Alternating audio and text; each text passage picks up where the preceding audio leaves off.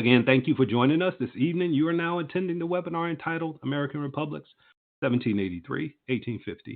Our leader for this session is Dr. Alan Taylor, Thomas Jefferson Foundation Chair, Department of History, University of Virginia, and the 1993-94 Fellow of the National Humanities Center. I also want to note that we're joined tonight by Hannah Page of Raleigh Charter School here in Raleigh, North Carolina. Hannah is a member of this year's Teacher Advisory Council who will serve as our TA for tonight's session. Hannah will be active in the chat, as you can see down at the bottom. Hello, Hannah.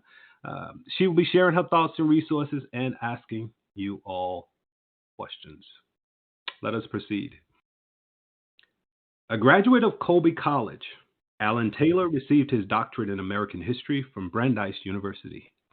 After a postdoctoral fellowship at the Institute of Early American History and Culture, he taught at Boston University in 1987-1994, the University of California at Davis 1994-2014, and the University of Virginia, where he holds the Thomas Jefferson Foundation Chair 2014 to present. In 2016-2017, he served as the Harmsworth Professor at Queen's College, Oxford University. Taylor has published 10 books, beginning with Liberty Men and Great Proprietors, The Revolutionary Settlement on the Main Frontier, 1760-1820. William Cooper's Town, Power and Persuasion on the Frontier of Early Republic. American Colonies, Writing Early American History in 2005. The Divided Ground, Indian Settlers, and the Northern Borderland of the American Revolution in 2006. The Civil War of 1812, American Citizens, British Subjects, Irish Rebels, and Indian Allies in 2010. The Internal Enemy, Slavery and War in Virginia 2013. American Revolutions, A Continental History 1750 through 1804 in 2016. Thomas Jefferson's Education in 2019. And most recently, American Republics, A Continental History of the United States 1783 through 1850, that was released in 2021. William Cooper's Town won the Bancroft, Beveridge, and Pulitzer Prizes. The Internal Enemy won the Pulitzer Prize for American History and the Merle Curry Prize for Social History. American Colonies won the 2001 Gold Medal for Nonfiction from the Commonwealth Club of California. The Divided Ground won the 2007 Society for Historians of the Early Republic Book Prize and the 2004 through 7 Society of the Cincinnati Triennial Book Prize. In 2022, American Republics, A Continental History of the United States, 1783 to 1850, won the New York Historical Society's annual Barbara and David Selznick Book Prize in American History. For a dozen years, Dr. Taylor has served as a faculty advisor for the California State Social Science and History Project, which provides curriculum support and professional development for K-12 teachers in history and social studies. In 2002, he won the University of California at Davis Award for Teaching and Scholarly Achievement and the Phi Beta Kappa Northern California Association Teaching Excellence Award. In 2016, he won membership in the American Academy of Arts and Sciences, and in 2020 received membership in the American Philosophical Society. Without further ado, I present to you all Dr. Alan Taylor. Dr. Taylor, we are honored to have you with us tonight and look forward to hearing your talk. Well, thank you very much, Mike, and I appreciate that kind introduction and all of your help with this. I also am grateful to Raven Ferguson for helping with all of the logistics of this. I want to begin with this image, which appears on the cover of the book, American Republics, and I chose it because it's the ideal image for the themes of the book. It's called War News from Mexico, and the artist, Richard Caton Woodville, is showing the central figure is reading very excitedly from a newspaper, while various American citizens, meaning men, are clustered right around him and are very eager to hear this war news. But it's a rather ominous picture. On the margins of it, the artist has chosen to include two African Americans, apparently enslaved people, staring upward, so they're placed at the bottom of the frame. But the suggestion by the artist is that what's going on in Mexico is very relevant to their plight in the United States. And then the gentleman who's seated in the plaid pants on the left, as we look at it, is holding a cigarette and he's about to drop it into a barrel. Now, the suggestion is that that barrel is gunpowder and that this war news from Mexico is going to blow up the United States, which, just to anticipate where I'm going with this, will indeed be the case.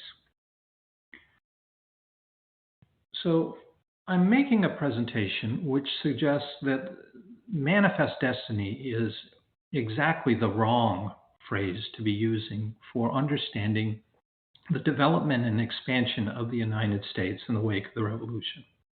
It's a term that's not coined until 1845.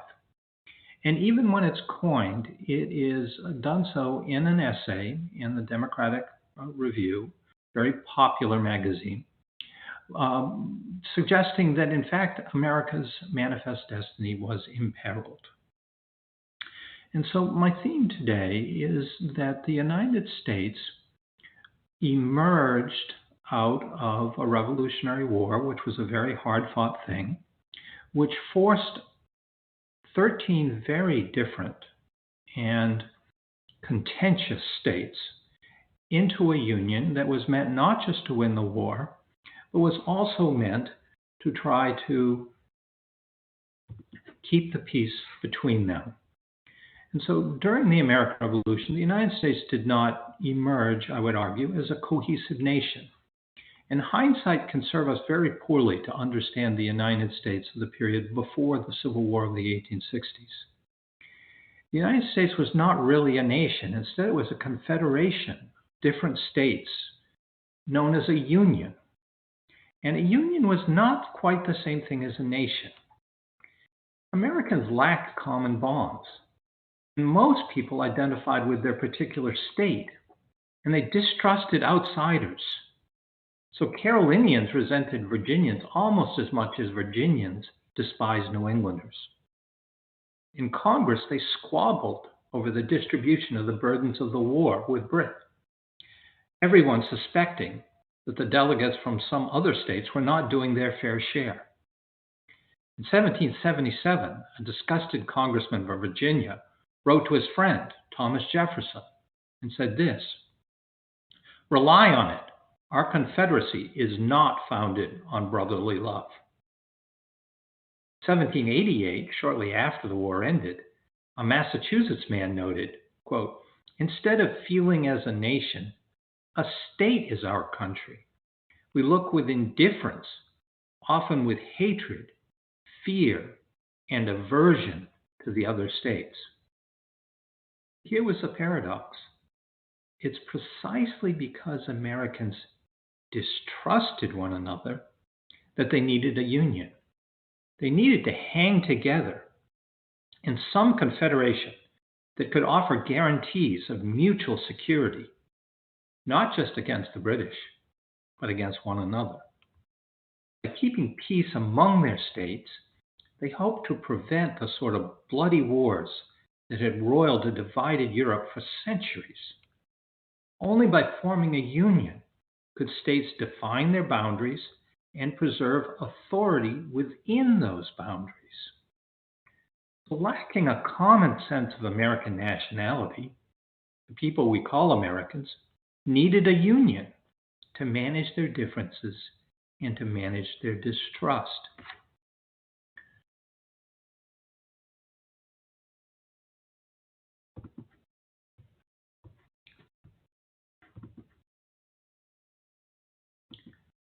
Otherwise, Alexander Hamilton warned, states would remain, quote, "little, jealous, clashing, tumultuous commonwealths, the wretched nurseries of unceasing discord."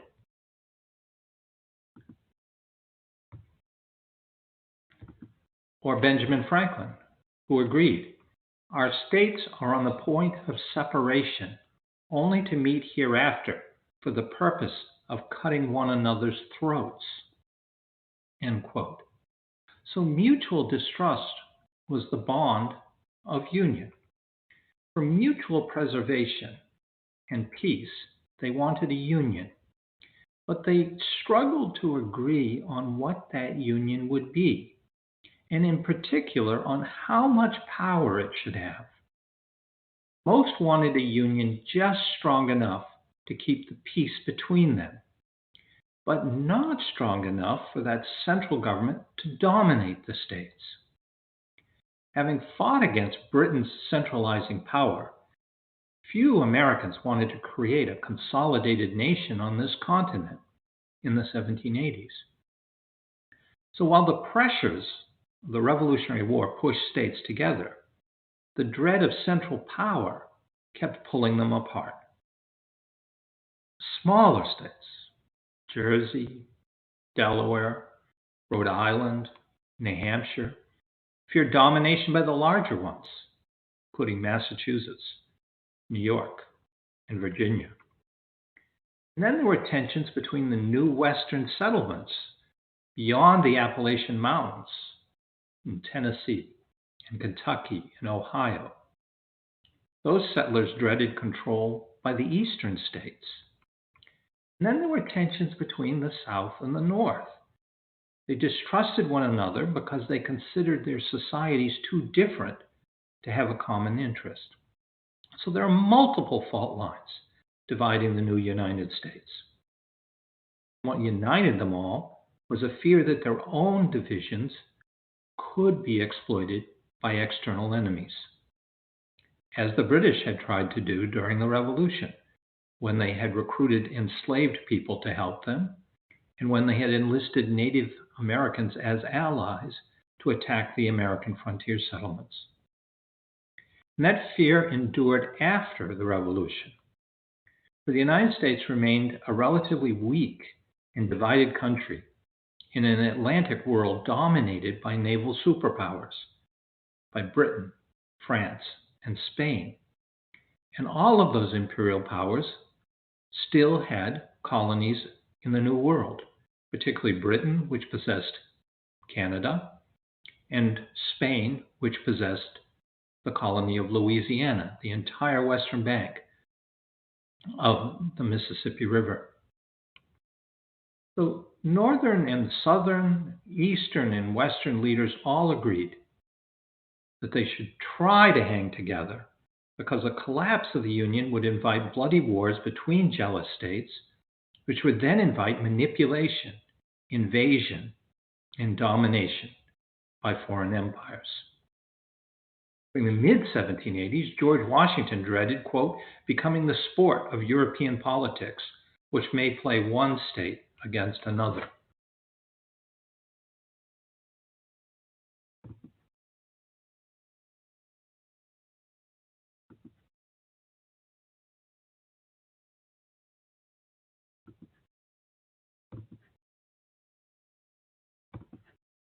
John Jay, who you see here, warned that without an American Union, quote, every state would be a little nation, jealous of its neighbors and anxious to strengthen itself by foreign alliances against its former friends, end quote. He feared that the Union would split, quote, into 3 or 4 independent and probably discordant republics or confederacies, one inclining to Britain, another to France, and a third to Spain, and perhaps played off against each other by the 3 empires in perpetual destructive wars, end quote, just like those that had tormented Europe. And it's precisely because of this fear that Americans would gather, or I should say delegates, from 12 of the states would gather here at the State House in Philadelphia for a constitutional convention in 1787. And the purpose of that convention was to try to come up with a somewhat stronger confederacy, a stronger union. But it was not going to be easy, because while mutual fear drew them together into a union, mutual distrust kept pulling the leaders apart. And the leading man in this Constitutional Convention would be James Madison of Virginia. And Madison came up with a plan that was presented at the start of the convention Right? So he proposed a constitution that favored the largest states, those with the largest populations. But this alarmed delegates from small states. For nearly a month, the two sides deadlocked, with both sides threatening to leave and thereby doom the convention, while worrying that doing so would lead to a civil war. In July, the delegates backed away from the brink, and they approved the now famous compromise that granted an equal vote to every state in the Senate in order to mollify the small states, while allowing the big states more seats in the House of Representatives. And while we now celebrate that compromise, it was a compromise that disgusted Madison as violating the whole spirit of his Constitution.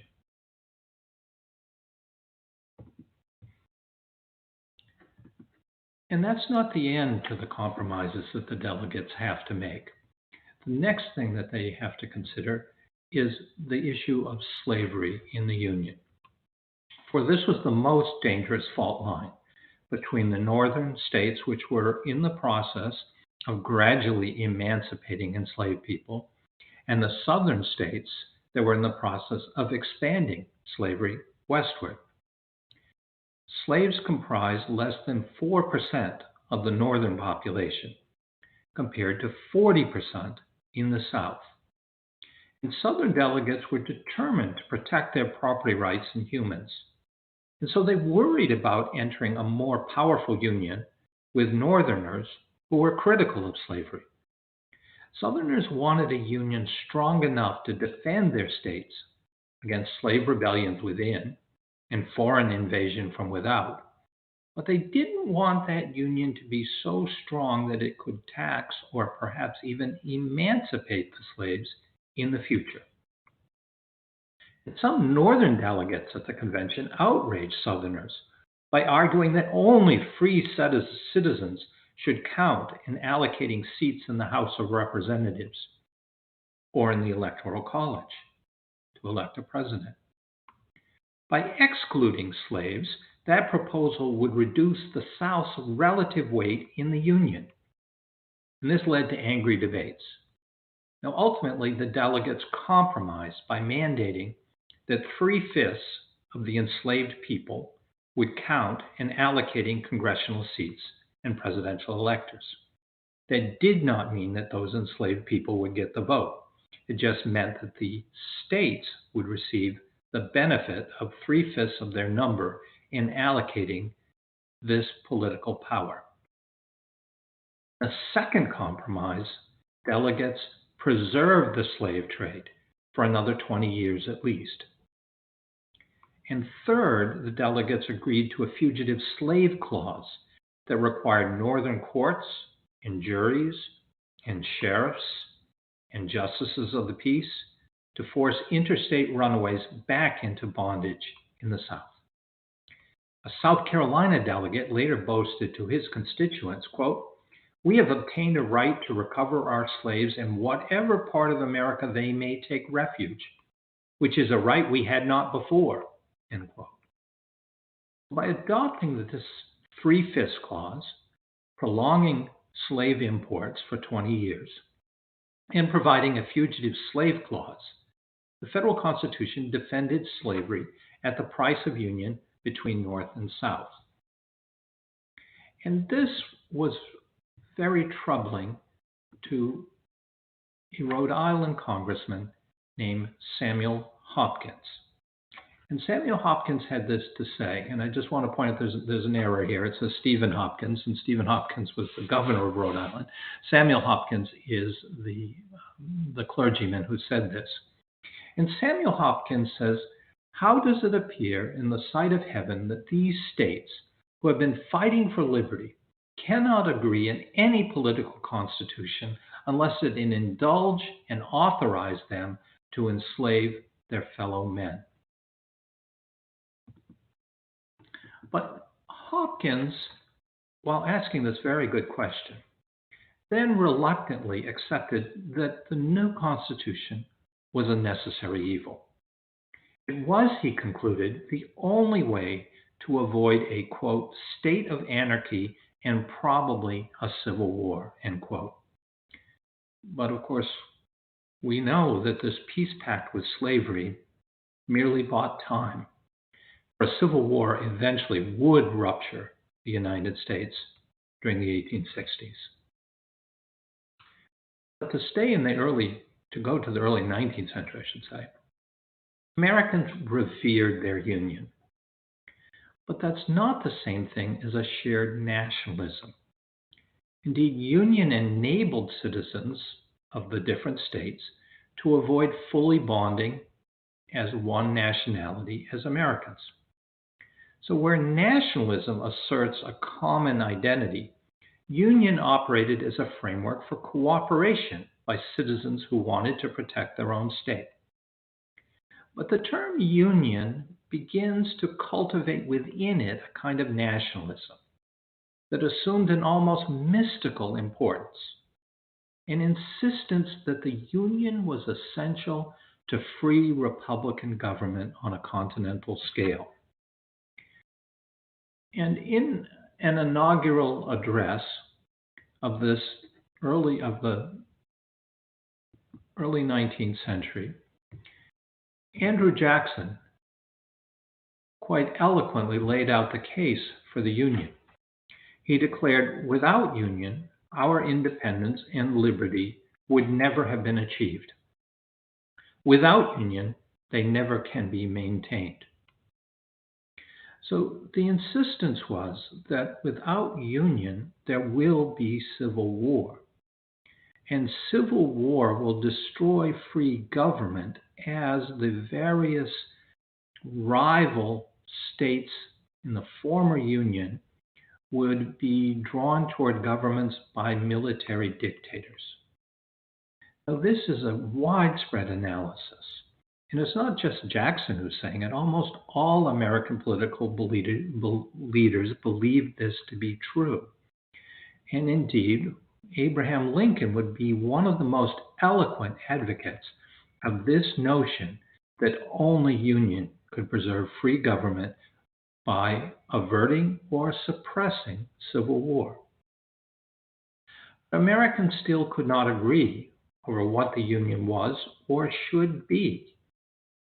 The Union was supposed to keep perceived enemies at bay, but American leaders also worried that the Union might grow too powerful and enable one region within the country to dominate another region.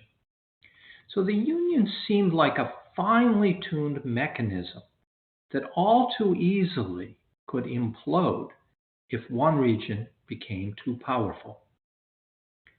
So the concept of union is vague enough to command devotion from the nation's far corners, but it also aroused anxiety that some other region's politician would distort it for unfair advantage.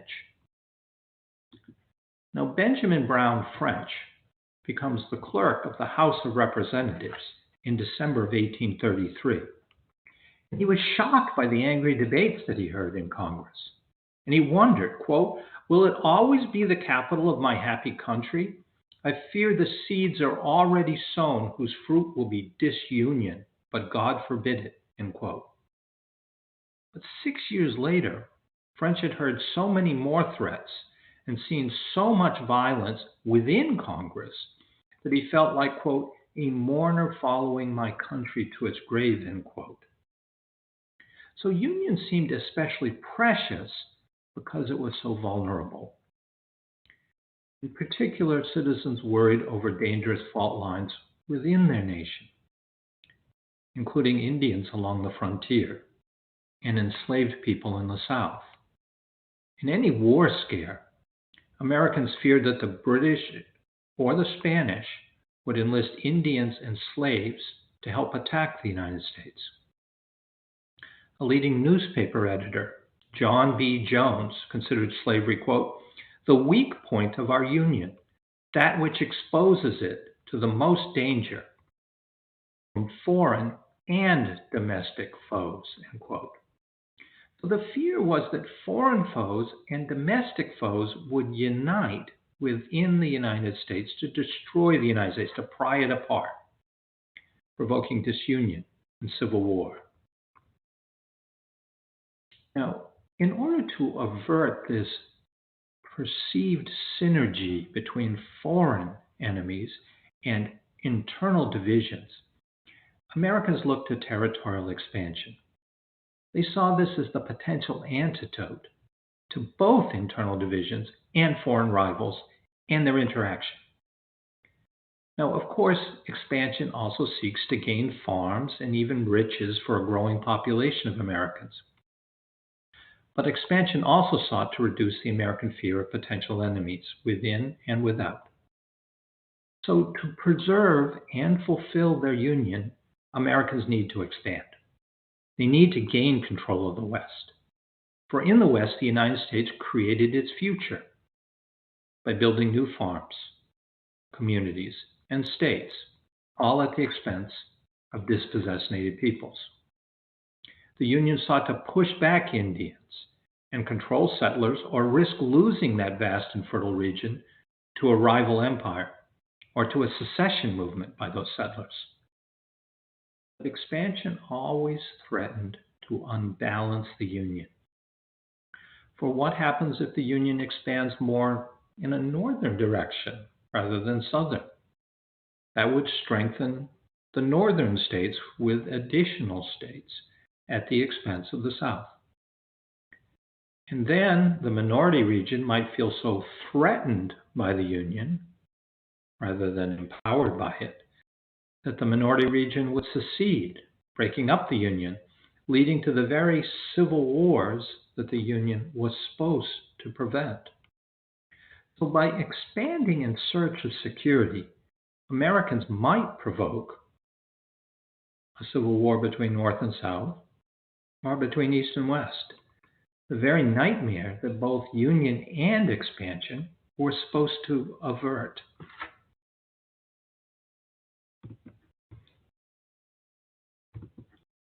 And that's indeed what would happen. In the late 1840s, the United States went to war with Mexico and conquered all of the territory indicated in white on this map. Now, Texas had come in right on the eve of that war, and the addition of Texas to the United States in 1845 is one of the triggers of the war, because Mexico considered Texas to be a rebellious province of the Republic of Mexico. And in that very one-sided war, American forces would sweep all the way to the Pacific, adding California and the future states of Nevada, Utah, most of Colorado, Arizona, and New Mexico. It's 40% of the country of Mexico is subtracted from Mexico and added to the United States. And so this is a territory that's largely in the southern half of the West, and therefore it's an area that seems to be likely to develop slavery if slavery is allowed by the federal government to expand into those new conquered territories. But in 1846, a congressman from Pennsylvania, David Wilmot, proposed that Congress should ban slavery in the conquered territories with the exception of Texas. And it is that very proposal by Wilmot which is so explosive and lies behind the painting War News from Mexico.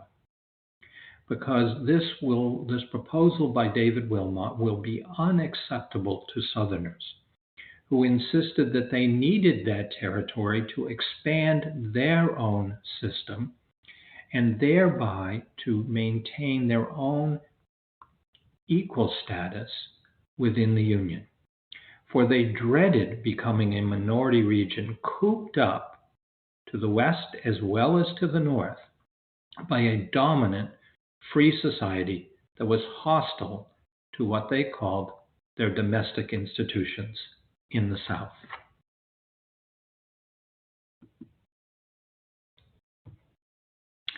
Now, this man is John Marshall.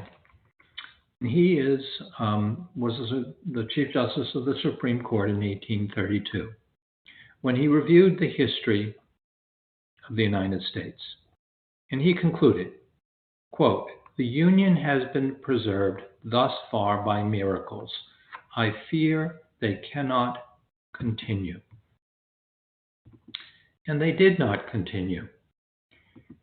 The territories conquered from Mexico remain a bone of contention between the North and the South. And it is the issue of whether slavery could expand into those Western territories that would ignite the American Civil War. A civil war that took more than 800,000 lives and devastated a third of the United States, the South. In that conflict, Americans confronted their long-standing and greatest fear come true. So just to conclude, I want to say that in the early 19th century, Americans lacked the confidence of any supposed manifest destiny to control a continent. On the contrary, what was pushing expansion was fear, a fear of the vulnerability of the United States to internal divisions. Now, by 1850s, that defensive imperialism had pushed the United States across the continent to the Pacific coast. But Americans did so with far less confidence than we usually recognize. And that fearful defensive imperialism drove the United States to the brink of ruin by 1861. And so this powerful fear of internal conflict and of disunion exposes the optimistic certainty of the phrase manifest destiny as the most misleading phrase offered to explain American history before 1850. So thank you very much, and I look forward to the questions that you have. Very good. Thank you, Dr. Taylor. And we'll continue on. If you have any questions that you would like to present or like to ask of Dr. Taylor, please feel free to put them in the chat. I've been reading through some of the comments there and some of the musings about early America and this concept of unity. One question that came out was the question as to whether this lack of sense of union among the Confederation, whether that formed the basis for later states' rights arguments.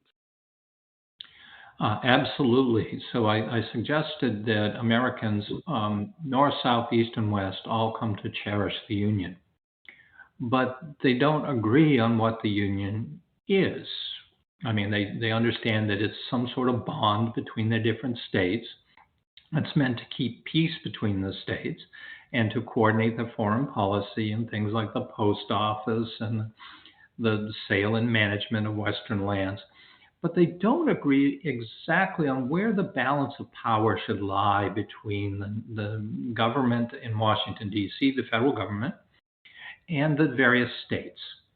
So when a region felt that the federal government was acting in ways that worked against the interests of their particular state or their particular region, then they are quite keen to assert states' rights. And so, for example, many southern states did that during the late 1790s when they thought the Federalist Party of John Adams and Alexander Hamilton were creating too strong a federal government. But then we see during the War of 1812, which lasts from 1812 to 1815, the other party, the Democratic Republicans of Thomas Jefferson and James Madison, were in power. And then it's the states in New England that felt that their interests were being violated by a strong federal government. And for that brief period, you see New Englanders asserting states' rights. And then thereafter, we associate states' rights with the southern states because they were very quick to invoke them whenever they thought that the federal government was potentially going to demand too much from them.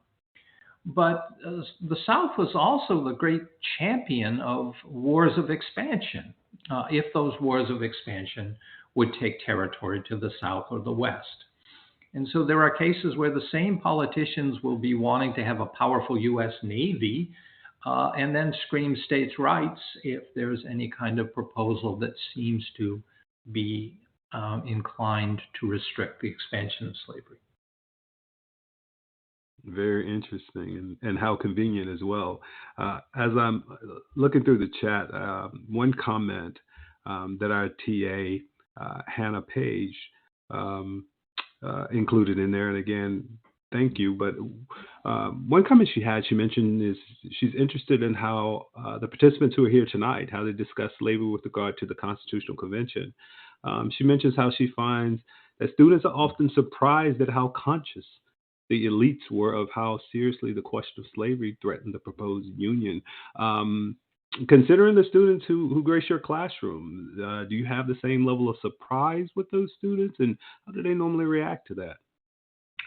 Well, the students that are in my classrooms, of course, they've gone through high schools, usually with terrific teachers like those that are Yeah. participating today, and so I'm not sure that they're surprised by that. I do think that we're in kind of a transition. Well, it's contentious because anything that involves education these days becomes political. And so there's certainly pushback from people who don't really want there to be much of a discussion of slavery. And they certainly don't want that discussion to be in association with the creation of the Constitution, which they would like to present as purely a good thing in moral terms, and that it did not involve any moral compromises. And I think that just distorts the historical record. I think I'm striving, as I think almost all teachers are striving, to try to find the right balance point, that we do appreciate the virtues of the Constitution for establishing free government and securing greater stability to the United States than was the case before. But at the same time, we can't deny that there was a compromise, an essential compromise to create this union, a set of compromises, I should say, and many of them had to do with protecting slavery. So I would hope that we can, as teachers, look for that balance point so that when we're not entirely dismissing the Constitution as a bad thing, but we're also not saying that it's a purely good thing, that it's not entangled with slavery, because that would be factually inaccurate. Thank you. Thank you for that response. We have a few questions in the chat as well, and I'll bring them to you.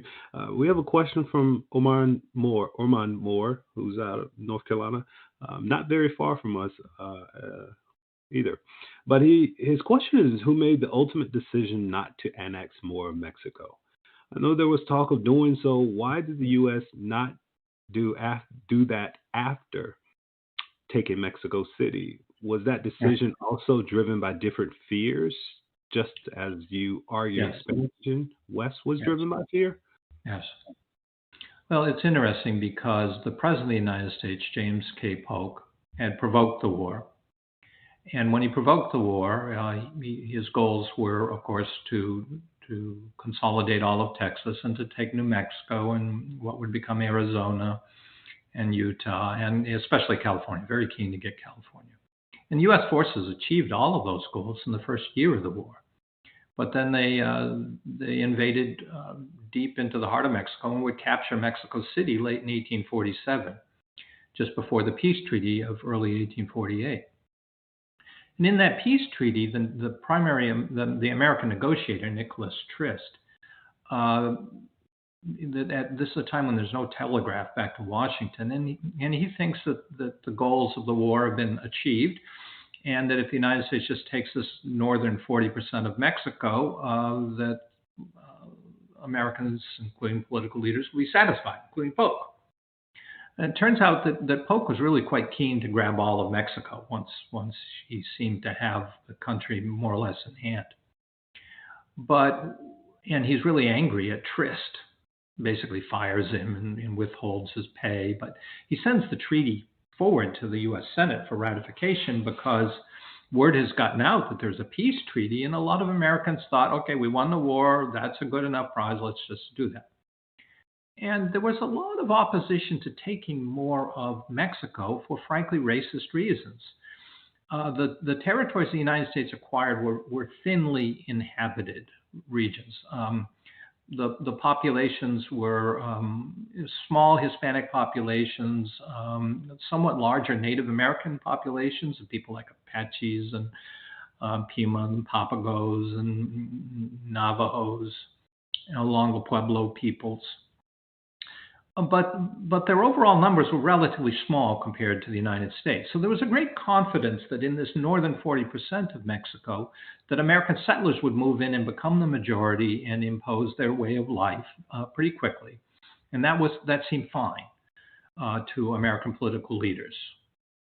But they saw central Mexico, which had a very dense population of mixed race people, mostly of mixed race and Native American ancestry. They saw that concentration of people as being, in their view, unassimilable to American Republican institutions, which they identified with the white race. So, and Trist understood that this was something that a lot of people in Congress were opposed to adding central Mexico. And so that's the primary reason why most of Mexico was not taken in. But during the 1850s and even on into the 1860s, there are American political leaders who say, okay, maybe we shouldn't take central Mexico, but still there's a northern tier of Mexican states, places like Sonora and Sinaloa and Baja California, that perhaps we should still grab. So there were still efforts by some American leaders to try to add more of Mexico to the United States during the 1850s and early 1860s. Okay. The next question we have, actually, we have a statement before, but then we're going to get into the question a little bit. It's from Hannah, and she mentions how she once searched the Chronicling America site for mentions of the phrase manifest destiny in the 1840s and 1850s, and it seemed to be a phrase that many picked up after it was coined by O'Sullivan. Yeah. It was mentioned in hundreds of newspaper articles across the country in that time. In your view, is there anything useful about continuing to teach the idea that U.S. Americans subscribe to this idea in the antebellum period? Great question, Hannah. Yeah, it is a very good question. So yes, I think you should teach manifest destiny, but here's the thing. You should not teach it before 1845 because it's not a phrase that's around before then, at least not in any significant way. And when it emerges in 1845, which is on the eve of the war with Mexico, it emerges in a context of defensive imperialism. John L. O'Sullivan, if you read that essay that either he or his associate Jane Casno wrote, it's saying we're not going to fulfill our manifest destiny because Britain is threatening us. Britain is in an apparent alliance with Mexico, and it's going to help Mexico prevent us from expanding and achieving our manifest destiny. So in other words, it's coined in a context that's different from how we, in retrospect, have come to use the phrase. It's not an assertion of, this is going to be clear sailing, and we're just going to fulfill our destiny. It's that destiny has to be made by Americans in a contested world with other powers, other republics, including Mexico, and native peoples who all have to be defeated, or this manifest destiny will never be fulfilled. So I think that when we get after the American Civil War, when we get into the 1870s, 80s, 90s, and we have the expansionist war with Spain that will happen at the end of the 1890s, that manifest destiny becomes what we think it always was, this assertion of confidence in American power. But that confidence did not exist before the U.S. Civil War, I would argue. Okay. An extension of that is a question by Felicia, and her question is, do you believe that the other version of manifest destiny, whether that was done to appease only certain groups of people? I hope I got that correct, Felicia. Well, anytime some group in Congress is pushing for a war of expansion, they're going to raise doubts by other politicians who are going, is this really what we want to do? So I find throughout American history that on all of these very important issues, war and peace, that something like Pearl Harbor leading to World War II is a rarity. That much more common is for there to be concern, anxiety, division over whether this war will fulfill American interests or whether it will somehow threaten them. So that whenever we look at the war of expansion or any war in the United States, I think we need to see, okay, who is pushing for it and who is pushing back against it. There was a lot of pushback against the war with Mexico, but Polk had managed it so that he sent an American military force into South Texas, which was then a contested zone, and it provoked an attack by Mexican troops, just as Polk had hoped it would. And then Polk rushes a declaration of war to the U.S. Senate and says U.S. troops have been attacked on U.S. soil. And a lot of people who didn't like this war, didn't want this war, said, well, we really have no choice because American troops have been attacked here and this is politically uncomfortable. So a lot of the people who were inclined to oppose the war went along with it and voted money for the troops. And so this is a pattern that we continue to see in American history, that wars, they ignite conflicting feelings among American citizens and American political leaders, in which a lot of people say, got to stand with the troops, even when they think, well, the goals of this war are not entirely ones that I might agree with. Good deal. Thank you. Thank you. And, it's interesting that you mentioned patterns, particularly when we're looking ahead to Spanish-American War and USS Maine and some of the propaganda and that brought us into those conflicts. Yeah. Yes. There was also a question from Stephanie. Stephanie's question is, what are the best primary sources? What would you recommend to demonstrate the founders' awareness of being completely aware of these moral compromises in the Constitution? Right off the top of my head, I'm not going to get the citations quite right. But if you do have access to American republics, there is quite an extensive discussion about this issue. And the footnotes will lead you to the books that will cover this in greatest detail. Now, another great resource, which many teachers will probably know about, is Founders Online from the National Archives. And you can go in there and you can do word searches and you can set parameters. So you could, for example, let's pick out the 1780s, and you could look for discussions about slavery. Just search the word slavery and see what you find, and you'll come up with a ton of things. So I would say that's a primary way at which to find a lot of discussion by the people we call the Founding Fathers about any issue that you'd like to investigate as a teacher, and to identify documents that you can then share with your students. You just want to make sure when you do Founders Online, you're not going to the Founders Bank. So just Google search Founders Online, National Archives, and you'll find what I'm talking about. Absolutely. And Sundina out in LA has a question that goes back to the U.S. Mexican-American War, U.S.-Mexico War. But going back to U.S.-Mexico's treaty, was the U.S. sincere about incorporating Mexican Americans as citizens? If they refused, do you think Mexico would have signed the treaty? Well, the treaty stipulates that all of the people who had been citizens of Mexico who have now been put into the United States, that they're all to have equal U.S. citizenship. So is Nicholas Triss sincere in offering this? I believe he was. And are most American senators who ratify the treaty sincere in thinking this is what will happen? I believe they were. But, sincerity doesn't always play out. So, for example, thousands of settlers, white American settlers, move into California. They're drawn there by this gold rush, and they do their best to push out Hispanic people from the mines there, the gold mines.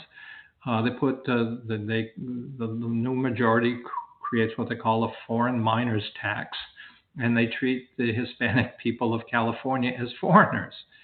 And a lot of Hispanics, Californios they were called in California, lose a lot of their property because white American squatters move in, and then their state government, which is responsive to the majority of the voters, supports this dispossession. And similar stories play out in Texas. So in practice, this promise made in the treaty is not fulfilled, or it's fulfilled, I should say, only in a limited and sporadic fashion that does not fulfill the spirit of that clause in the treaty. Okay. Thank you for that response there. And again, I've gone through the questions in our Q&A, and thanks for everyone who chimed in and who had questions. And if there are any additional questions, we have a little more time if you would like to chime in a little bit more. I saw a hypothetical question by Alberto, and he included in the audience chat, and I'll read it out to you. But his question is what would have been the repercussions if the U.S. and again, hypothetical question, choose to answer it or not, but what have been the repercussions, do you believe, if that war had gone the other way, if Mexico had won that war? Well, that's quite the hypothetical, because it's, the United States is so much more powerful than Mexico. It has a larger population. It has much more advanced industrialization. It has a navy. Mexico virtually has no navy. Mexico was flat broke and deeply indebted, and it's bitterly divided within. And the ruler of Mexico at the start of the war is a dictator, Antonio Lopez de Santa Anna. And Santa Anna's a very divisive figure. There are a lot of Mexicans that despise Santa Anna. And so there's zero chance that Mexico would have won that war. And so it's a useful counterfactual question to ask, would this be possible? And my answer is absolutely not. The United States was going to win that war from the start. Almost everybody knew that the United States was going to win that war from the start. And the only thing that maybe is a surprise is that it happened so rapidly. Another question we had was, earlier you mentioned what united us, or what united early citizens was their fear that their own divisions would cause outside actors to use them against them. Were there any lessons learned as a result of that that mindset? And then was it something that was just temporal? Was it just focused on that particular era, or did you find that people remembered that and considered it as we progressed as a country? Well, I know American history best through the Civil War, and then I know the country that I live in today. So I would hesitate to say very much about whether this fear of foreign interference is something that's powerful in the United States in, say, the early 20th century. But what little I do know, I would suggest. So, for example, during World War I, there's considerable fear about German Americans, who were a very large proportion of the immigrant population of the United States at that time, and a lot of places got renamed that had German-sounding names, and a fair number of people who were German Americans anglicized their names during that period of time. So there is, I think, an ongoing fear that there are divisions within in American society that some foreign power could exploit, or the placement of Japanese Americans in camps and since I think it's not unfair to call them concentration camps, although they're not meant to be death camps by any means. But they're unpleasant places, and people are pulled out of their regular lives and forced into these camps because they were distrusted during World War II. And there's been more recently concern about Russian influence in American elections, and then on the other side of it, there are people who think there's Chinese influence in American elections. So I do think that there is a continuing fear that there are divisions within the United States, and that an external power will use access to those divisions to do things to manipulate Americans. And there then are politicians who try to exploit this fear for political advantage. Thank you. Another question that we had was about your work, The Internal Enemy, Slavery and War in Virginia, particularly and this comes from a personal place, but particularly for those who have roots in Virginia. Do you find that your secondary teachers are delving into a lot of this content when teaching about the War of 1812 or that period between 1772 and 1832?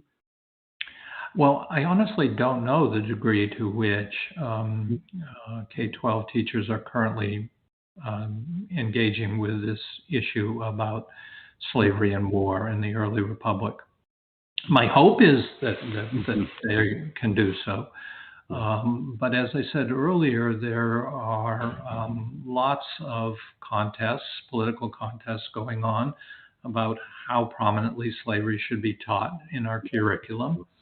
And there are very powerful interests that would like to minimize the degree to which we talk about slavery. So I don't know. I'm sure that plays out very differently in the many different school districts and states of the teachers who are here today. And they are in a much stronger position to speak about what they can and cannot do in this area. Absolutely, and thank you for that response. The other question that we have, and we'll be wrapping up here shortly, but Dr. Taylor, is there a primary source or sources? And I know you referred to some earlier, but Hannah asked, is there a primary source or sources that might illuminate this idea of U.S. Americans feeling inferior to other nations and distrustful of one another in the early republic? Well, I did mention, Founders Online, and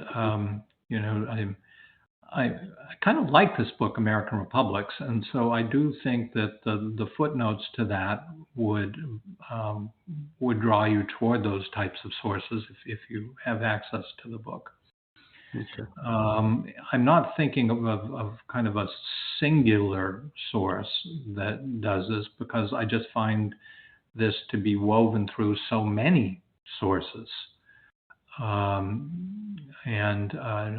So certainly the writings of somebody like Andrew Jackson, this kind of fear is there all the time, or not all the time, but in just about everything. So, for example, we think about Andrew Jackson as being responsible for Indian removal. He's not the only one responsible for it, but he's certainly a very powerful figure in that process.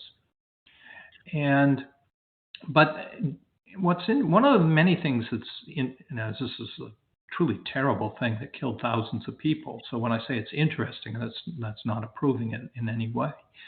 But one thing that's interesting about this tragic process is that Jackson is quite clear that he doesn't want to push the Indians out of the United States.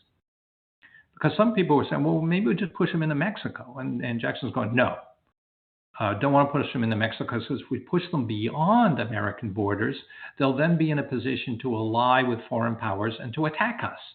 So what Jackson's trying to do is remove them, but keep them within the United States in a zone, meaning the Great Plains, which Jackson and other Americans thought of as safely within American boundaries, but as a zone that he didn't think American settlers wanted. Okay. Yeah, it makes perfect sense and is often overlooked when we are teaching, whether for time reasons, preparation reasons. A lot of K through 12 teachers don't delve into it and take that perspective. So I appreciate you raising that and addressing that. And again, I want to thank you, Dr. Taylor, for joining us and leading us, as well as sharing your expertise with us all. We've truly enjoyed this experience, and we look forward to having those teachers engage with American Republic, a continental history of the United States, as well as the other works which you've discussed this evening. So thank you so much. And also thank you to Hannah Page for being here, for your service, as well as your contributions to the Teachers Advisory Council. We truly appreciate you all.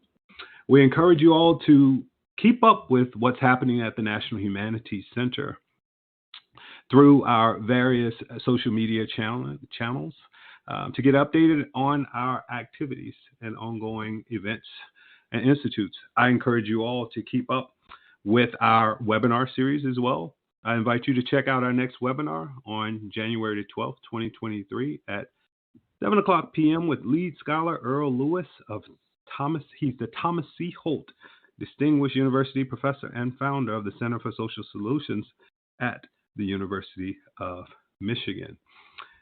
That session is entitled Why Colorblind Only at School? The Ongoing History of the Battle over Affirmative Action. Again, that's another in this series that you do not want to miss. So please feel free to check us out and log in. And then also, again, just thank you all collectively for joining us tonight. We know it has been a long semester, a hard-working semester for you all, and I know that you all are preparing for a much needed and restful break over this holiday season. So we wish you all the best, and we thank you for your continued support of the National Humanities Center. And if we can ever assist you with anything, please feel free to reach out to us. I am Mike Williams, Education Programs Manager. If you have any questions, feel free to reach out to me at mwilliams@nationalhumanitiescenter.org. And also Raven Ferguson, who Dr. Taylor and I both mentioned earlier, who can be reached at rferguson@nationalhumanitiescenter.org. Again, thank you all for the hard work that you're continuing to do in your respective classrooms and the lives that you are impacting. We hope you have a restful, peaceful, and enjoyable break.